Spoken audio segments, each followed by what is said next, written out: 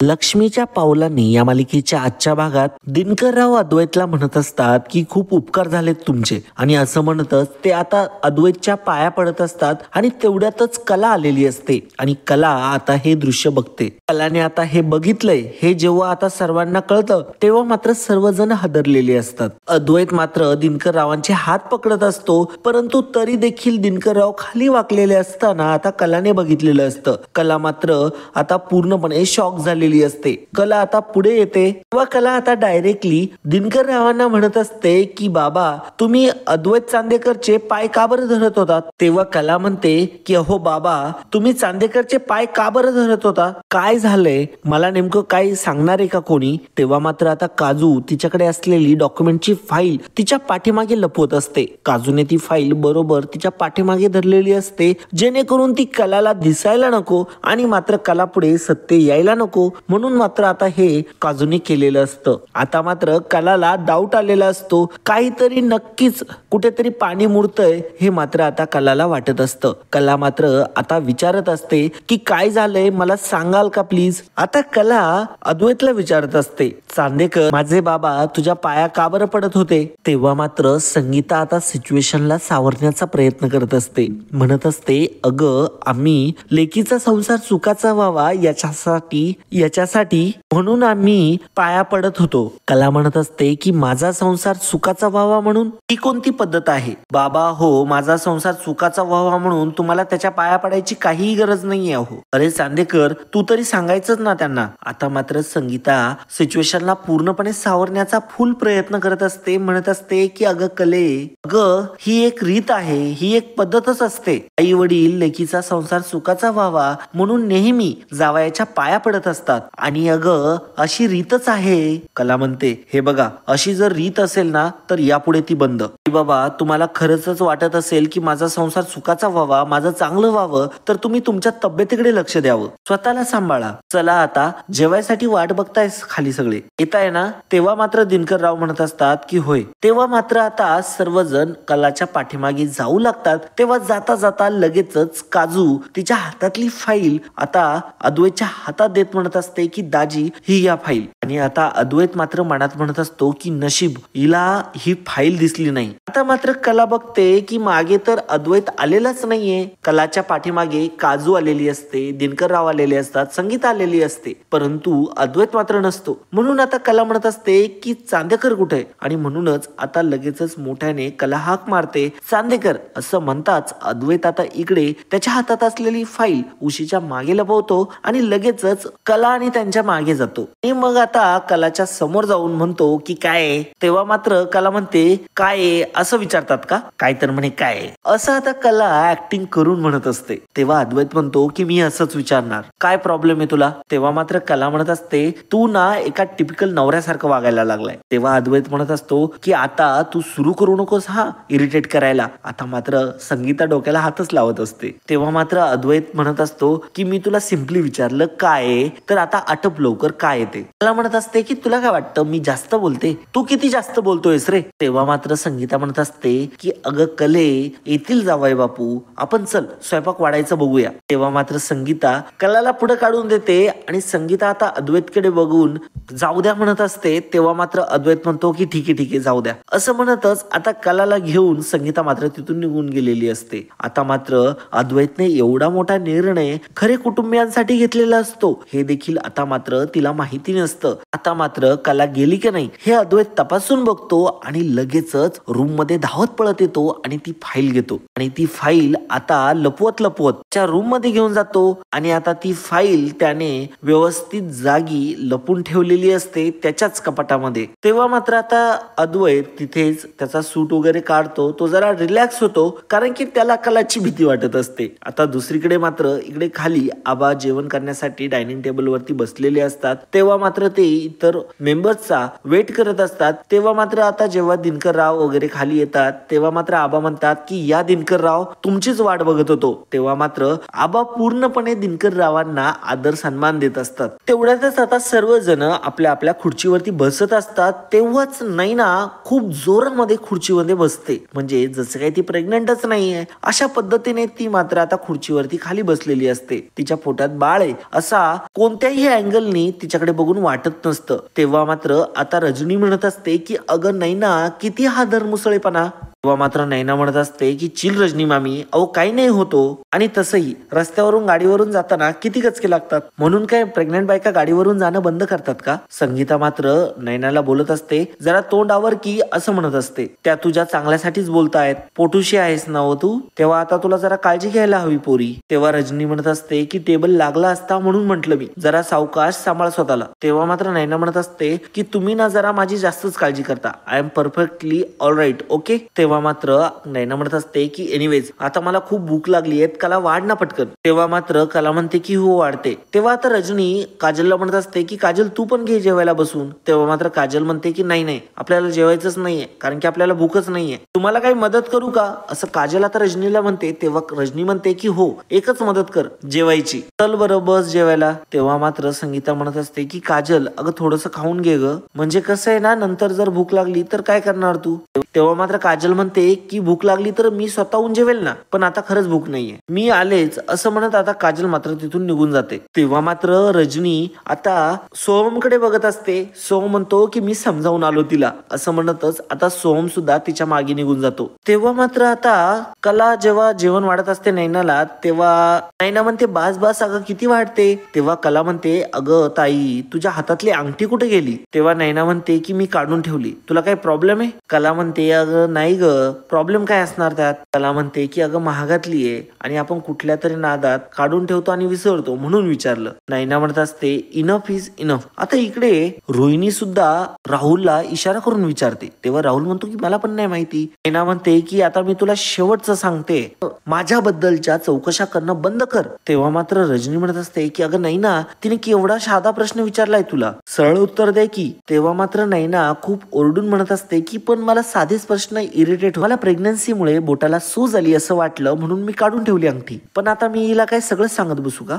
आबा म्हणत असतात की नैना अगं गरोदर बाईने अशा प्रकारचं चिडचिड करू नये, तुला भूक लागली आहे ना व, आता तू जेवण करून घे बघू. मग आता लगेचच सर्वजण जेवायला बसतात. तेव्हा मात्र अद्वैत विचारत असतो की भाजी केलीये. तेव्हा कला अद्वैतला म्हणते की सुरणाची केलीये. आता इकडे दुसरीकडे सोहम हा काजूकडे आलेला असतो. तेव्हा तो म्हणत असतो की काय गुंडाजी गुंडोप्पा गुंडोपंत काय झालं. अहो कुत्र्याला ठोसा मारणारे तुम्ही, आज मात्र स्वतःचा चेहरा पडलाय. काजू म्हणत असते की आहे ना सध्या प्रॉब्लेम चालू आहे, यामध्ये ना आईबाबांची फरफट होतीये. सोहम विचारतो की म्हणजे काही टेन्शन आहे. काजू सोहमला सगळं सत्य सांगून देते. म्हणत असते की आमचं घर पतसंस्थेतल्या लोकांनी ताब्यात घेतलंय कारण की आम्ही हप्ते भरू शकत नव्हतो म्हणून. तेव्हा मात्र सोहम म्हणतो की व्हॉट, काही काय तू मला सांगितलं नाहीस. तेव्हा मात्र सोहम म्हणत असतो की मग आता. तेव्हा काजू म्हणत असते की काही नाही. तेव्हा मात्र काजू आता हेही सांगून देते की दाजी देवासारखे आले आणि त्यांनी आमचं घर वाचवलं. म्हणजे ती अद्वैत विषयी सोहमला सांगत असते. म्हणजे आता त्यांनी स्वतः ते घर विकत घेतलंय आणि बेस्ट पार्ट पप्पांनाही कमीपणा वाटू नये म्हणून त्यांनी असं सांगितलंय की तुम्ही हप्ते द्या पण तुमच्या सोयीने, तुम्हाला जसे जमेल तसे. सिरियसली यार दाजी खरंच खूप कमाल माणूस आहे. सोहम म्हणत असतो की अद्वैत दादा ग्रेटच आहे. अगं मग आता टेन्शन काय आहे, दादानी तर हेल्प केली आहे ना. तेव्हा काजू म्हणत असते की अरे तेच की, अरे दाजींनी आईबाबांना एवढी मोठी हेल्प केलीये पण ते दोघे कलाला सांगतच नाहीये. कला ताईला याबद्दल काहीच आयडिया नाहीये. अरे कारण त्यांच्या संसारात काही गडबड होऊ नये म्हणून. आता मला तू एक गोष्ट सांग,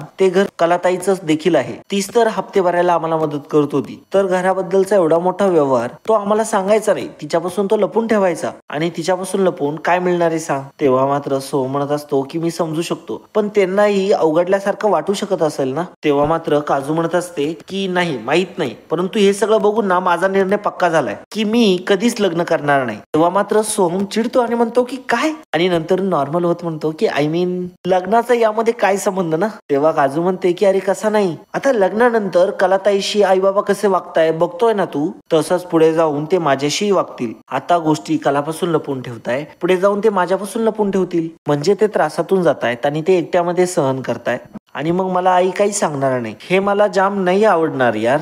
म्हणजे ना मला आईबाबांच्या प्रत्येक त्रासात, त्यांच्या प्रत्येक संकटात मला त्यांच्या बरोबर उभं राहायचंय. तेव्हा मात्र सोहम म्हणत असतो की तू ना अगं एकदम वेडी आहे. तेव्हा मात्र काजू म्हणत असते की अरे मी घेतलाय हा निर्णय सोहम. आणि असं म्हणतच आता काजू मात्र ताट उभी राहिलेली असते आणि म्हणत असते की यामुळेच मी कधीच लग्न करणार नाही. I hate it. असं म्हणतच आता चिडून काजू तिथून निघून गेलेली असते. सोहम मात्र काजूला थांबवण्याचा प्रयत्न करत असतो, परंतु काजू मात्र काही थांबलेली नसते. सोहम आता लांबूनच हात करत असतो.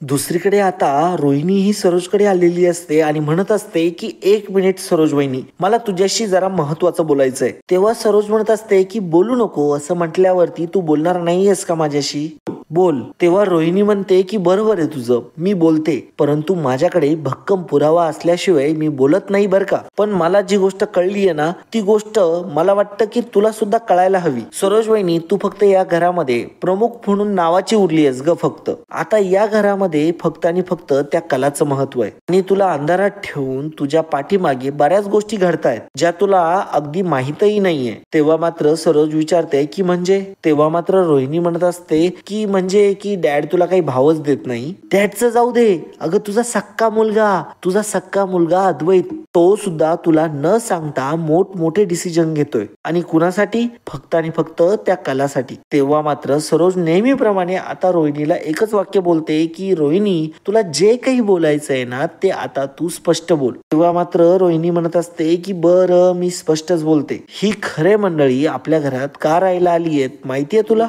तेव्हा मात्र सरोज विचारते की का आलेत. तेव्हा मात्र रोहिणी म्हणत असते की सरोज वहिनी, दॅट्स द कॅच. घरावरती प्रचंड कर्ज आहे आणि घराचे हप्ते थकले होते, म्हणून त्या पतसंस्थेने त्यांचं घरच जप्त केलं. म्हणून अद्वैत स्वतःहून त्या खऱ्यांना या घरात घेऊन आलाय राहायला. तेव्हा मात्र सरोज पिसाळते आणि म्हणते की काय. तेव्हा मात्र रोहिणी म्हणते की तुझं हे आश्चर्यचकित जे एक्सप्रेशन आहे ना, हे जरा सांभाळून ठेव बर का, कारण की खरी न्यूज तर पुढे आहे. तेव्हा मात्र सरोज चिडते आणि म्हणते की रोहिणी पटकन सांग मला काय येते. तेव्हा मात्र रोहिणी म्हणते की बरं सांगते. रोहिणी म्हणत असते की खऱ्यांना म्हणजे आपल्या सासरकडच्यांना त्यावरती हप्तेच भरता येत नाहीये, म्हणून अद्वैतने त्यांचं घरच विकत घेतलंय. तेव्हा मात्र आता सरोज म्हणत असते की रोहिणी, मला फक्त उचकवण्यासाठी वाटेल ते सांगू नको हा. तेव्हा मात्र रोहिणी म्हणते की बरं ठीक आहे, तू फक्त माझ्यावरती विश्वास ठेव आणि या गोष्टीची शहानिशा करून घे. तुला माहित असावं म्हणून मी एवढी धावत पळत सांगायला आले. तेव्हा मात्र सरोज म्हणत असते की काय मूर्खपणा आहे हा. अद्वैत कसा काय असा वागेल. तो जर का खरंच असा वागला असेल ना, तर मला आत्ताच्या आता त्याला असा जाब विचारणं गरजेचं आहे. आता मात्र सरोज खूप जास्त रागाने लालपिवळी झालेली असते आणि लगेचच तिथून निघालेली असते आणि म्हणत असते की आता मात्र ठरलंय ना आपलं की आता जर डाव खेळायचा तर तो फक्त बुद्धिबळाचा खेळायचा. त्यामुळे सरोज म्हणत असते की आता मात्र मी काय लगेचच धावत पळत नाही निघणार. आता मात्र मी बुद्धिबळाचा डाव खेळणार आणि आपली राणी ही सगळ्यात शेवटी काढायची, असं आता सरोज हसूनच म्हणत असते. सरोजचं हे रूप पाहून आपल्याला सुद्धा आश्चर्यचकित वाटतंय मित्रांनो. सरोज पहिल्यांदा आता मात्र खेळी खेळायला लागलीये असं वाटतंय. नेहमी धावत सुटायची, जेव्हा रोहिणी तिला कान भरून द्यायची तेव्हा मात्र सरोज लगेचच भांडण्यासाठी निघायची. आता मात्र ती बुद्धिबळाचा डाव खेळणार आहे, म्हणजे आता मात्र सरोजचं आणखीनच भयानक रूप आपल्याला बघायला मिळणार आहे. खरंच सरोजचं हे स्मित हास्य बघून सरोजची भयान भीती आता मालिकेमध्ये चौकडे पसरणार आहे. तेव्हा रोहिणी म्हणते की म्हणजे. तेव्हा मात्र आता सरोज म्हणत असते की म्हणजे प्रत्येक पाऊल पुढे हळूहळू विचार करून पुढे टाकायचं, त्यांच्या नकळत त्यांच्या शेवटापर्यंत घेऊन जायचं आणि एकदाच काय तो शेवटचा घाव घालायचा, असं आता सरोज म्हणत असते. सरोज म्हणत असते की अगं रोहिणी, अद्वैत अगदी योग्य वागलाय तो अगदी. अगं रोहिणी, हे अगदी उत्तम झालंय. अद्वैत जे वागलाय ना ते अगदी उत्तम झालंय. रोहिणी म्हणत असते की हे काय बोलते सरोज वहिनी. तेव्हा मात्र सरोज म्हणत असते की रोहिणी, मी काही पण नाही बोलत आहे. आता सरोज सांगू लागते, अद्वैतने त्या खऱ्यांचं घर विकत घेऊन त्या भिकारी खाली खऱ्यांच्या वाडग्यामध्ये भिकेचा एक तुकडा टाकलाय. आता जेव्हा जेव्हा ही मुलगी आपल्या डोक्यावरती बसून नाचेल ना, तेव्हा तेव्हा तिला त्या उपकारांची जाणीव करून द्यायची. तसंही ते घर आता आपलं झालंय. आता ते चांदेकरांचं घर आहे. आता ना माझी ना एकच इच्छा आहे, त्या मुलीने ना अद्वैतच्या बाबतीत एक तरी चूक करावी.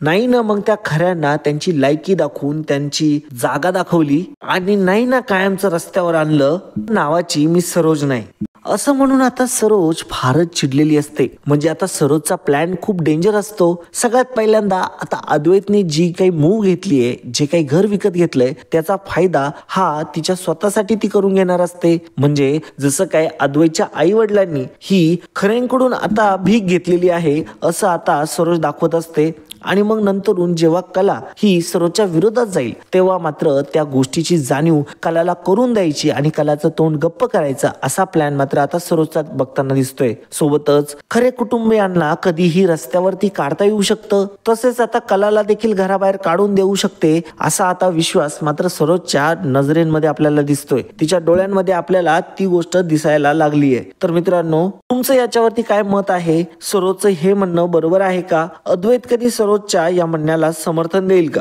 खाली लगेच कमेंट करा. आता दुसरीकडे मात्र इकडे अद्वैत मोबाईल मध्ये काहीतरी काम करत असतो. रात्रीची वेळ झालेली असते, तेव्हा आता सगळी काही तयारी असते ती झोपण्याची असते. तेव्हा मात्र अद्वैत हा बेडवरती बसलेला असतो. तेवढ्यातच रात्रीची कला आता तिथे आलेली असते. कला आता कपाट उचकण्यासाठी जाणारच असते आणि ही गोष्ट आता अद्वैत बघतो. अद्वैत घाबरतो आणि अद्वैत आता डायरेक्टली त्याच्या कपाटाच्या पुढे येऊन डायरेक्टली हात पसरून उभा राहतो. तेव्हा मात्र अद्वैत आता पूर्णपणे कलाला आडवा झालेला असतो आणि अद्वैत मनातच विचार करत असतो की आता जर हिला ही फाईल दिसली तर खूप मोठी गडबड होईल. तेव्हा मात्र कला म्हणत असते की अरे मला टॉवेल घ्यायचं, मला आंघोळ करायची, मला जाऊ दे ना. अद्वैत मनातल्या मनात विचार करत असतो की हिला जर आता हे कपाट उचकू दिलं ना तर ही बरोबर ती फाईल बघेल, कारण की कावळ्यासारखी नजर हिची. काय परफेक्ट सुचलंय ना मला, असं म्हणत अद्वैत आता कलाची टिंगल उडत असतो मनातल्या मनात. आणि आता अद्वैत कलाकडे बघून हसत असतो आणि म्हणत असतो की कावळा, आणि खूप मनातल्या मनात आता तो आनंद घेत असतो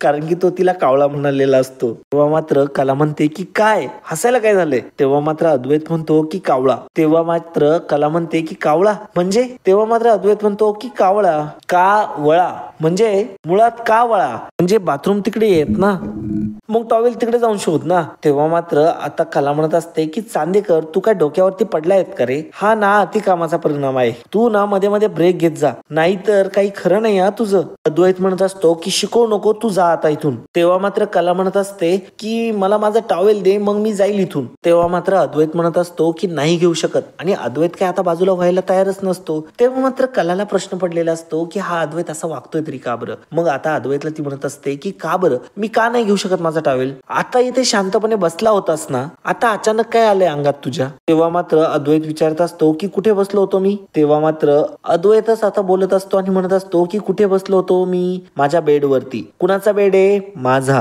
कपाट कुणाचं आहे? माझं. घर कुणाचं आहे? रूम कुणाची आहे? आता मला इथंच उभं राहावं वाटतंय, मी इथंच उभं राहणार. तेव्हा मात्र कला म्हणत असते की राहा ना, घर तुझं आहे, कपाट तुझं आहे, खोली तुझी आहे, सगळं तुझं आहे, तू राहा उभा इथेच. फक्त त्या कपाटात ना माझे कपडे आहेत आणि माझा टॉवेल आहे, तो मोडा मला घेऊ दे आता, आणि मग त्यानंतर हवं तर रात्रभर उभं राहा त्या कपाटासमोर तुझ्या कपाटाला टेकून. तेव्हा मात्र अद्वैत म्हणत असतो की नाही नाही नाही नाही आता नाही नाही नाही नाही नाही रात्रभर नाही, आत्ता उभं राहावं असं वाटतंय मला फक्त कपाटापुढे, कारण की आता कला ते कपाट उघडण्यासाठी हात पुढे करत असते. तेव्हा मात्र तो कलाला आडवतच हे म्हणत असतो. तेव्हा मात्र कला म्हणत असते की चांदेकर अरे प्लीज नको ना रे इरिटेट करू मला, हे बघ लहान बाळासारखं ना भांडण्यात मला अजिबात इंटरेस्ट नाहीये, चल हो बाजूला. तेव्हा मात्र अद्वैत म्हणत असतो की मलाही नाहीये इंटरेस्ट. तेव्हा मात्र कला म्हणत असते की प्लीज हो ना मग बाजूला. तरी पण अद्वैत काय आता बाजूला होत नसतो, म्हणत असतो की थांब. तेव्हा मात्र आता कला म्हणत असते की चांदेकर बऱ्या बोलाने आता तू बाजूला हो, नाहीतर. तेव्हा मात्र अद्वैत म्हणत असतो की नाहीतर नाहीतर नाहीतर काय? तेव्हा मात्र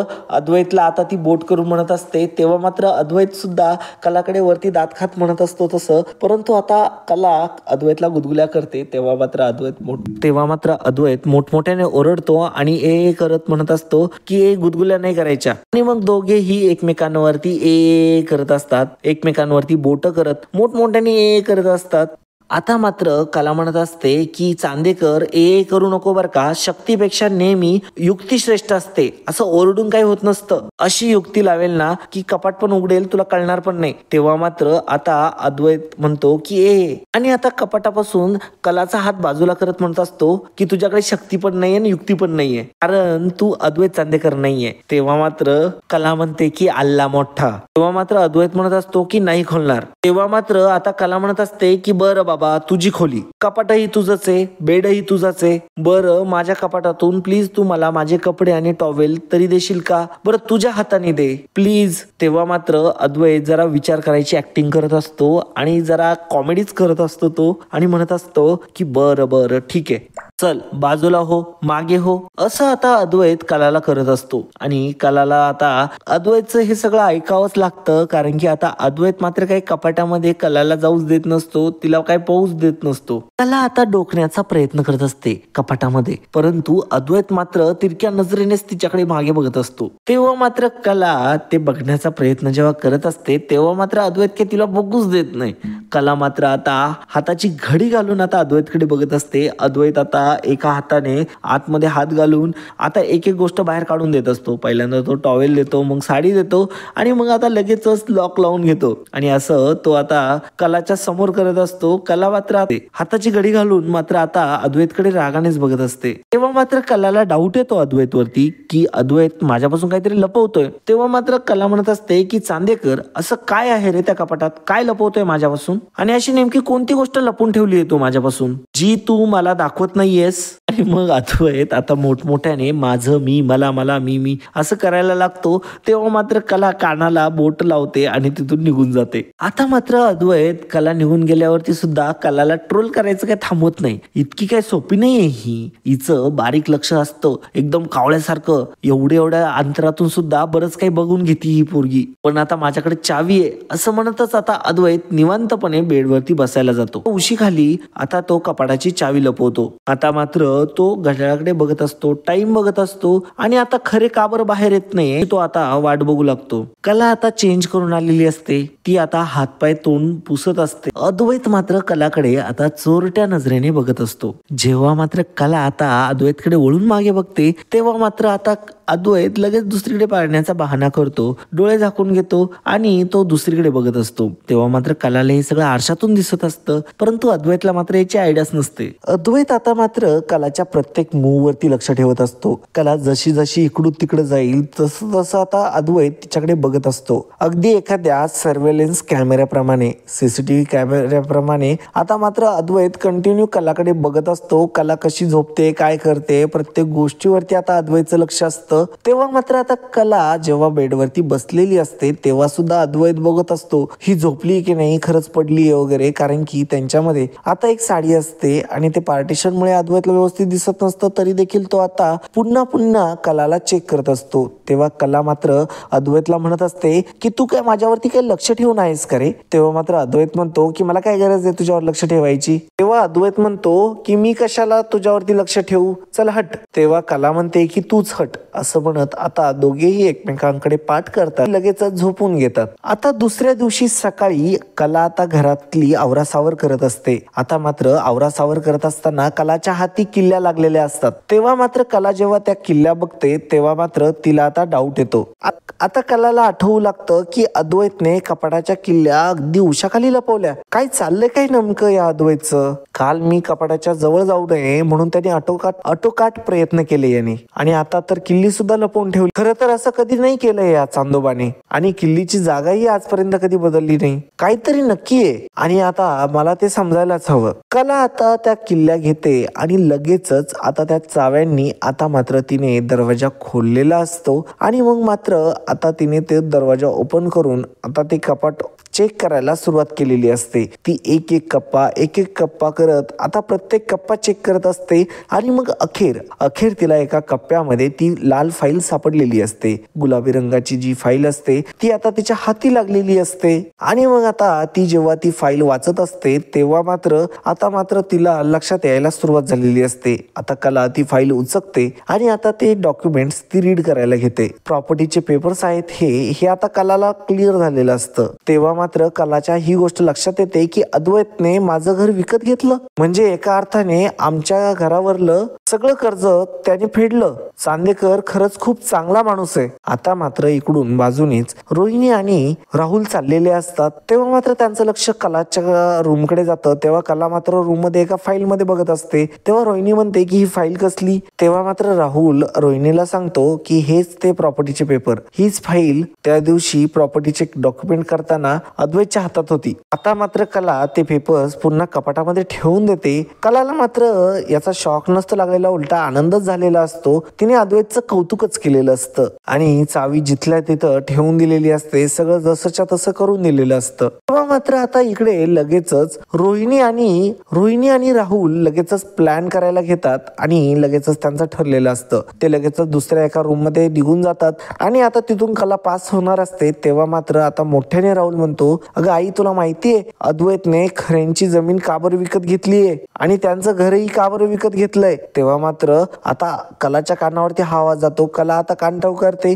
तेव्हा मात्र रोहिणी म्हणते की का बरं विकत घेतलीये. तेव्हा राहुल म्हणतो की अगं मलाही नव्हतं माहिती, मी परवा लवकर गेलो ना तेव्हा मला कळलं. राहुल म्हणत असतो की अद्वैत किती बिझनेस माइंडेड आहे हे तुला चांगलंच माहिती आहे ना. तेव्हा मात्र राहुल म्हणत असतो की राहुल अद्वैत मागे म्हणाला होता की खऱ्यांची जागा खूप प्राईम लोकेशन वरती आहे आणि अद्वैतला प्राईम लोकेशन वरतीच आपलं शॉप सुरू करायचं होतं. नंतर मग त्याने ही नवीन प्रॉपर्टी विकत घेतली त्याचं नवीन शॉप काढण्यासाठी. आता मात्र राहुल आणि रोहिणीचे हे बोलणं ऐकून कलाला मात्र खूप मोठा धक्का बसलेला असतो. काही क्षणांपूर्वी अद्वैतच्या बद्दल मनामध्ये रिस्पेक्ट आलेला असतो, तोच आता रिस्पेक्ट विषामध्ये परिवर्तित होत असतो. आणि अशा प्रकारे मित्रांनो आजचा भाग इथेच संपतो. पुढील भागामध्ये आपल्याला बघायला मिळणार आहे. तेव्हा कला अद्वैतला म्हणत असते की तू आमचं घर विकत घेतलंस. अद्वैत कलाकडे बघतो. तेव्हा मात्र कला म्हणत असते आमच्या नाजूक परिस्थितीचा फायदा घेत तू आमचं घर विकत घेतलंस. तेव्हा मात्र तुला लाज वगैरे वाटते की नाही अद्वैत, असं आता जेव्हा कला रागवूनच विचारते तेव्हा मात्र संगीता आणि